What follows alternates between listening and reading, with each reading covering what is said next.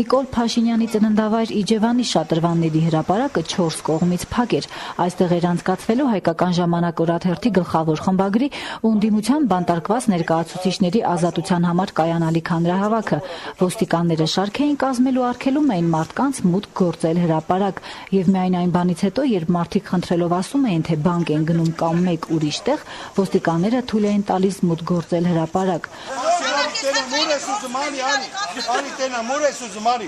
Արի անցի, ուր ես ուզում գնալ։ Արի։ Այդքանը գիտեք դուք, որ անօրինականություն եք անում։ Դուք եք իր ղեկավարը բարապետ գնդապետ, ինչի չեն թողում ինձ անցնել։ Ո՞վ է կարգադրել։ Շատրվանների հրապարակում այնուամենայնիվ մարդիկ կային։ Տարեց իջևանցիները դատապարտում էին ոստիկանության գործողությունը։ Նիկոլ Փաշինյանին անարխի են բռնել։ Ճիշտ չի, ազնիվ բանի համար են մարդին բռնել են, բայց չեն թողում։ Ի պաշտպանություն Նիկոլ Փաշինյանի ու նրա գաղափարակից բանտարկված ընկերների հանրահավաքն անցկացվեց շատրվանների հրապարակից քիչ հեռու փողոցի եզրին։ Հանրահավաքը, որին մի քանի տասնյակ մարդ էր մասնակցում, տևեց շուրջ կես ժամ։ Այնուհետև ոստիկանները պահանջեցին դադարեցնել այն։ Պահանջին հետևեց երթը, որն անցավ ոստիկանների հետ բախումներով։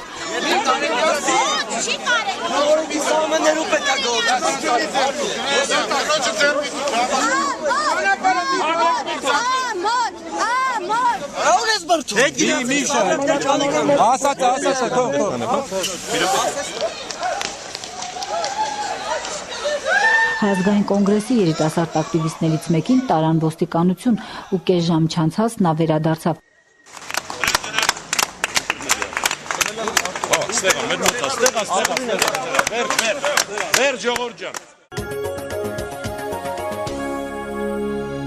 Բազմամարդ երթ անցկացվեց նաև Մարալիկում ի պաշտպանություն ՀՀԺ-անի կառույցի ղեկավար Հարություն Ուրուտյանին։ Երթն անցավ Մարալիկի գլխավոր փողոցներով, քաղաքապետարանի շենքի մոտ պիկետ անցկացվեց։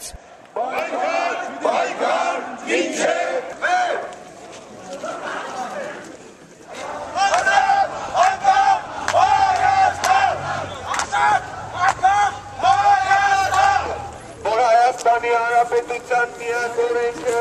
Հայաստանի Հանրապետության քաղաքացին է։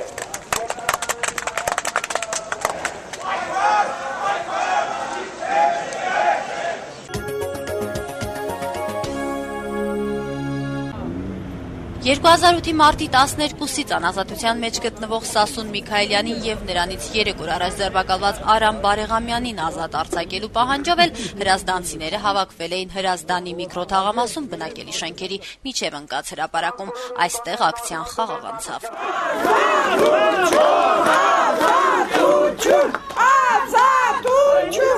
Միքայելյանի համագյուղացիներն էլ ասում էին, որ Սասունը շարունակում է մնալ եւ իրենց падգամավորը եւ իրենց ընկերը։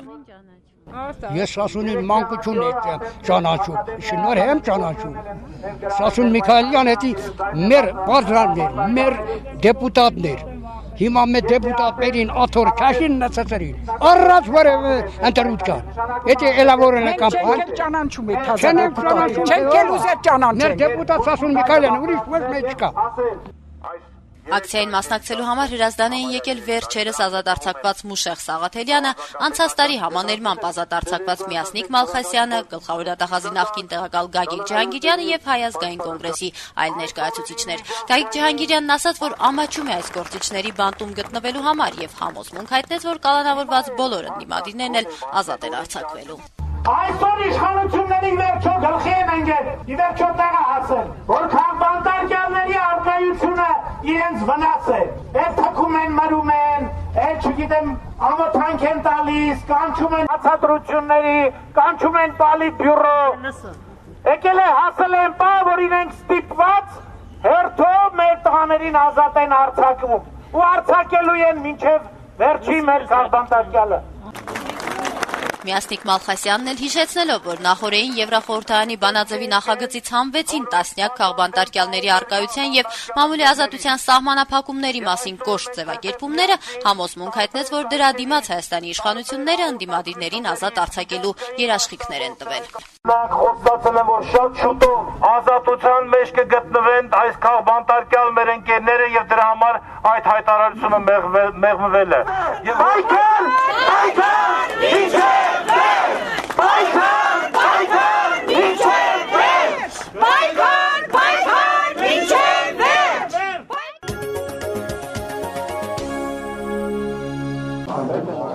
Տնտեսական մրցակցության պաշտպանության պետական հանձնաժողովի այսօր կայացած նիստում հատուկ ուսումնասիրության արդյունքում նշվեց, որ անցած 3 ամիսներին պանիր արտադրող ընկերությունները ավելի շատ են բարձրացրել պանիրի գները, քան թանկացել է կաթի գինը։ Այդ ընկերությունները հիմնականում հենց կաթի գների բարձրացմամբ են պայմանավորում պանիրի գնի թանկացումը,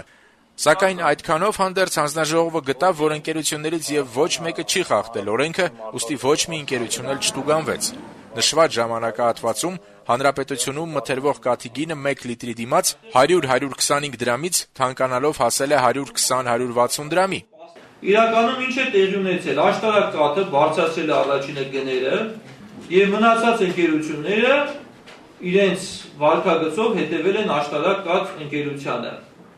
Հանձնաժողովի նախագահը տեղեկացրեց, որ նոյեմբերի 19-ից հետո աշտարակ կաթը իջեցրել է այդ ավել չափով բարձրացված պանիրի գները, ինչը արել են եւ մյուս ընկերությունները։ Ընդհանրացնելով Արտակ Շաբոյանը եզրակացրեց, որ աշտարակ կաթ ընկերությունը չի կարող տուգանվել, քանի որ չկա հակամրցակցային պայմանավորվածություն։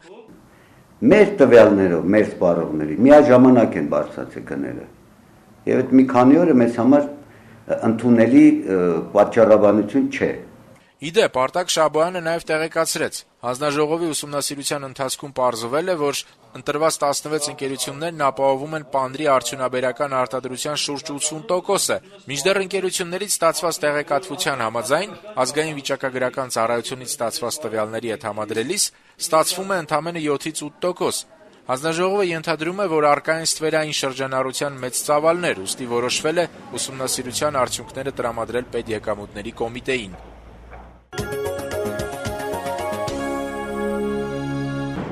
Կառավարության հաստատած հարկային մարմինների ներկայացուցիչ նշանակելու ենթակա հարկ վճարողների ցանկում տեղ գտած 24 ընկերություններից 21-ից հարկայինի ներկայացուցիչներն արդեն հետ են կանչվել։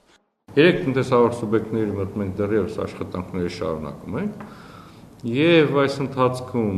եղել են տնտեսավարող սուբյեկտներ, որոնց մոտ խախտումներ են հայտնաբերվել, որի վերաբերյալ օրենսդրության սահմանված կարգով տեղեկանք է կազմվել եւ տրվել է տնտեսավարող սուբյեկտներին եւ ձեզ կարող եմ ասել, որ ոչ մի տնտեսավարող սուբյեկտ առարկություն գրավոր չի ներկայացրել, որ մեր դիտողությունները խախտումների հետ կապված ճիշտ չեն, պարզապես աշխատանքային process-ի ընթացքում այդ բոլոր թերությունները խախտումները կարգի են բերվել։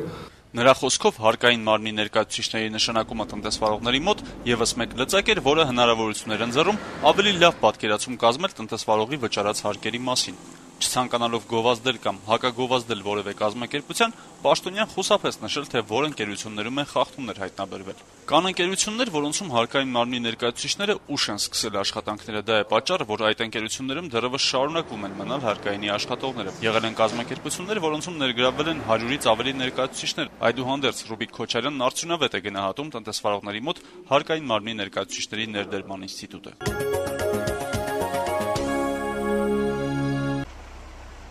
Լորիի մոտ կոչվող ձորում Վանաձորի քաղաքապետ Սամվել Դարփինյանի եղբայրը փոքր հիդրոէլեկտրակայան է կառուցում։ Շինարարական աշխատանքները սկսվել են 3 ամիս առաջ։ Մոտ Կորիձոր տանող նեղ քանդված ավտոճանապարհին արդեն քանի տարի է խողովակներ են գցված։ Դրանք ապագա հեկի խողովակներն են, որոնցով Մարզգետից էլեկտրական էներգիայի ստացման համար ջուր է վերցվելու։ Մինչ Սեյրան Դարփինյանը պնդում է, թե հեկի կառուցմամբ որևէ օրենք չի խախտվել, ԵՀԿ փորձագետ լրագրող Լարիսա Փարեմուզյանը հայտարարում է, թե մոտ Կորիձորի 6 գյուղերի բնակիչներին հեկի կառուցման մասին Դարփինյանը տեղյակ չի պահել։ Մարդիկ ասել են, որ մեր մոտ այդպիսի քննարկում չի։ Այնտեղ հասարակական լսումներ արվելա թե չի արվել։ Դա ճիշտ ասած երևի տեղյակ եղել, որովհետև դրա համար արձանագրություն պետք է լինի։ Լարիսա Փարեմուզյանը պնդում է, թե կառավարությունն իդեմս բնապահպանության նախարարության խախտումներ է թույլ տվել։ Հասարակական լսումներ չեն կատարվել, խախտումա, որ բնության նկատմամբ ոտնձգություն է կատարվել, խախտումա, որ այդ վերջին հաշվով կառավարությունը պետք է միանշանակ ուսումնասիրեր։ Դա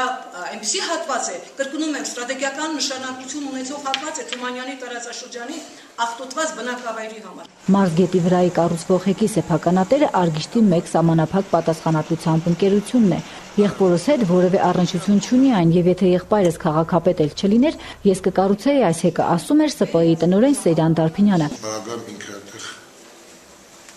չի մասնակցում, ոչ միտեղ ինքը չկա։ Ես նույն ձևի շարքային քաղաքացի եմ, բանվորի ծոցից դուրս եկած։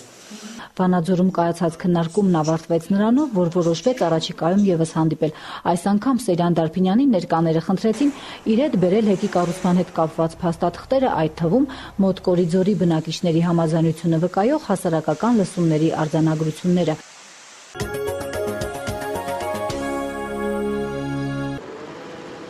Երևանի հրապարակներում արդեն սկսել են տոնածառներ տեղադրել։ Երևանի քաղաքապետարանից հայտնեցին, թե դեռ ամփոփում են տվյալները, որքան են նախատեսում ծախսել ամանորյա տոնակատարությունների եւ քաղաքին տոնական տեսք տալու համար։ Մի քանի օրից կհրապարակեն տվյալները։ Նշենք, որ անցած տարի Հանրապետության գլխավոր եղևնին ուներ 29 մետր բարձրություն, 3 մետրով ավելի բարձր, քան նախորդ տարի։ Այս տարի նույն տեսքը կունենա տոնածառը։ Անցած տարի տոնածառը 4500-ից 5000 եղևնու ճյուղերից էր պատրաստված։ Երևանի շուկաներում արդեն հայտնվել են արհեստական եղևնիներ։ Վաճառողները ասում էին, թե նախորդ տարվա համեմատ գները աճել են։ Գները մի քիչ բարձրացել է այս տարի, որովհետև նալոգները բարձրացել են, առնում են, նայում են, նենցերական, որ ասում են, այսքանի օրը կառնեն, դե նոր տարին էլ չի եկել, բայց դե լավ է, ժողովուրդը գնում է։ Միջին մեծության եղևնիներն արժեն 6-ից 45000 դրամ։ Ինչքան հնարավորություն ունեմ, այդքան կգնենք։ Հա, անպայման ինչ-որ մի նորություն զարդ պետք է լինի։ Երևի մոտ 10,000-ի կարգի։ Տոնածառ, խաղալիքներ, Չէ, խաղալիքներ, տոնածառ ունենք։ Թարմացնենք խաղալիքները որոշ չափով։ Եթե 40,000 ստանում եմ թոշակ, ինչ կարող եմ պլանավորել։ Ամանորյա զարդերը X է պատրաստում։ Անձամբ ես անցած տարվանն եմ օգտագործելու, ինչ որ արդեն ունեմ։